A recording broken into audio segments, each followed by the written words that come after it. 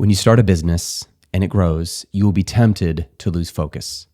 At the beginning, the hardest part is when you're working on something and it's not working, you're not seeing results. The temptation is to think, oh, well, maybe I should be doing this instead. And what happens is right before you were going to succeed, you stopped. You jump to a different strategy, and now this strategy that could have and probably would have worked, you never know. And when you change strategies, you have to start over, which costs you more time, more money, and it delays your progress. This is one of the hardest things for entrepreneurs to learn, and not just for new entrepreneurs, but long-term entrepreneurs. Back when I was running Just One Dime, one of my biggest struggles was focus. For a while, we were very focused on training clients how to build a successful Amazon FBA business, and we did it well. And during that time, we had hundreds of successful students. And by successful, I mean they were making 100,000, a million, sometimes multi-millions. One of them got to get on Shark Tank. Like some of them got on TV shows. There was huge success. One guy did 14 million in 12 months. But that's because we were focusing. But when you have success, the temptation is to think, hey, this is going well. Why not add this on or add this on or add this on? And you have to ask this question. If I add that on, is it going to support and complement my main product, my main goal, who my brand is? This is the same reason why when McDonald's came out with that deluxe burger, it crashed. Because it didn't line up with the whole Happy Meal vibe, the Happy Meal theme of McDonald's. And as a result, they lost millions on that. The same reason why when Amazon came out with the Kindle Fire phone, it failed. It wasn't in line with their brand. It sent a mixed message and they lost millions on it. So whether you're a new entrepreneur or a long-term entrepreneur, learn to focus. Now here's something I've noticed. We tend to overestimate what we can do in the short run, like in the next few weeks or months. And we underestimate what we can do in the long run, many months, years, even decades. The only way you're going to apply that principle is if you have the ability to keep being consistent every single day, even when you're not getting the payoff or results that you wanted or expected.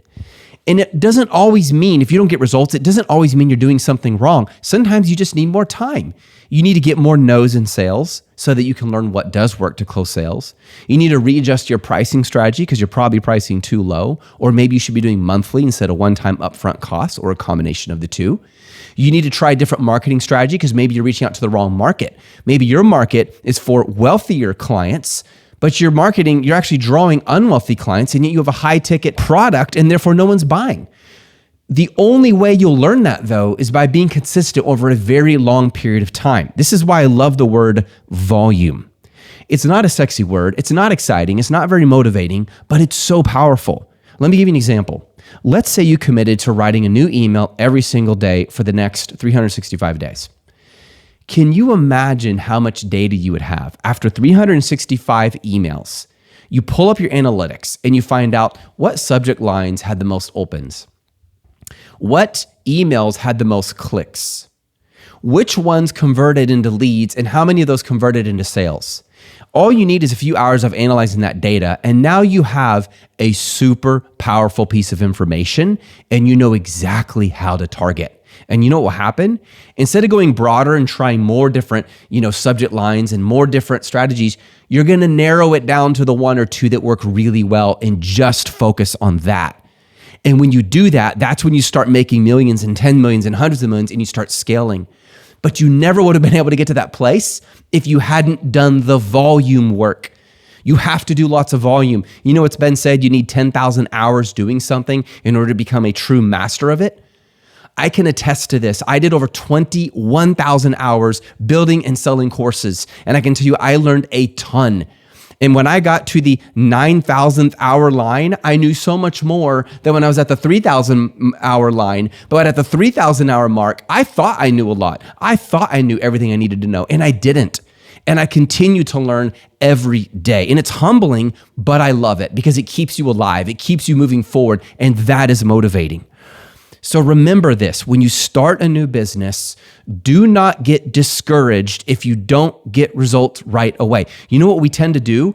We are so good as humans at prejudging results. I had this one guy, I was helping him reach out, and he was sending out texts to different people. He was using our ERRA framework, which is part of our training, which shows you how to win your first 15 clients on your phone. I almost picked this up as my phone. A little tiny phone. By the way, this is my new phone. It's called the Craftsman phone. And within like 5 days, he reached back out to me and he's like, hey, Seth, I don't think this is working. And I said, how many texts have you sent? He said, 30. I said, dude, until you sent like 300 texts, let's not talk. Like, you need more data. He's like, yeah, but people aren't getting my showstopper. Your showstopper is like your pitch, your main statement that explains what you do. And I said, that's the point. That's great. Then change it. When I first started sharing my showstopper with people for craftsmen, I would share it with someone and they would look at me like deer in the headlights. And I started getting into this habit where I'd say, okay, look, because they would ask me what I did. I just met them. I would say, I'm going to tell you what I do, but I'm going to ask you a favor. Once I tell you what I do, I'm going to ask you to give me immediate feedback on what you think I just said. And 9 times out of 10, they would say, I really don't understand. You teach people how to be professors. You teach them how to be high school teachers. I'm like, okay, I am totally screwing this showstopper up. But instead of looking at that as a loss, look at that as a good thing. You know, I know it's used a lot, fail your way into success, but it's so true. You need to stack up your failures so you can get your wins. But don't just stack them up blindly and just work really hard and get a lot of volume and do a ton of work, and then eventually the results will come in. No, do it intellectually. Think about and listen and notice what's working and what isn't, and keep doing little mini pivots. So yeah, you are changing, you are adjusting as you go, but when you're adjusting, it's based on volume.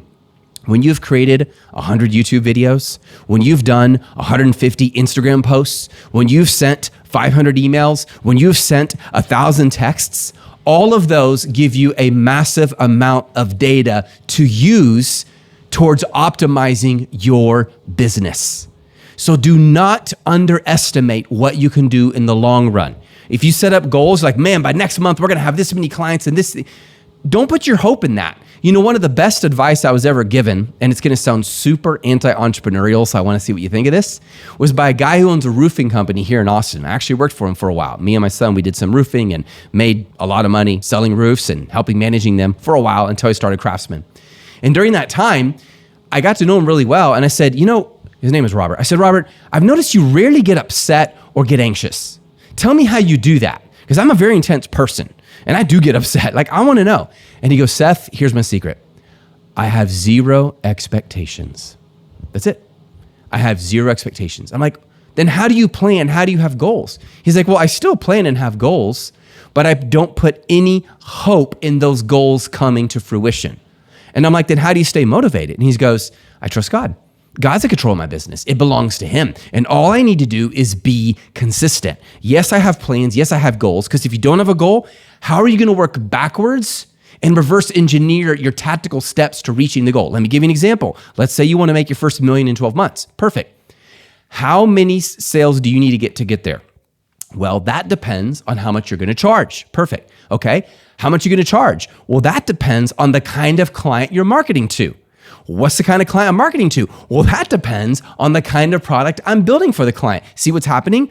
I started with the $1 million goal and I worked backwards, and it's forcing me to ask questions. So now I have to build a strategy, and that strategy will turn into tactics such as do a video every day, send an email every day, check the analytics every day, you know, run ads, whatever it is, it'll turn into tactics.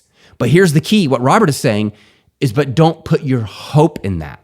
And I really do think that's what James meant in James 4 when he said, come now, you who say, today or tomorrow we will go to such and such a city and spend a year there and engage in business and make a profit. And then he says this, he says, yet you do not know what your life will be like tomorrow. You are just a vapor that appears for a little while and then vanishes away. You're like a little thing of smoke. He's like, do you realize how short our life is on this earth? It's so short. So do not treat your goals and expectations and put your hope in those. Put them in God who loves you, and God who you will always know, who you will eternally have a relationship with if you know him through his son. See the difference? This is why I love being a follower of Yeshua as an entrepreneur. You know, just the other day, a marketer who I respect a lot for his tactical advice, he's like, hey, you have until you die and then it's over. And I thought, man, what a depressing way to live. Now, someone's going to respond to that and say, well, you believe in God because you need to, because it fills this void that you can't handle the fact that you're going to live just a few years and die. Not true.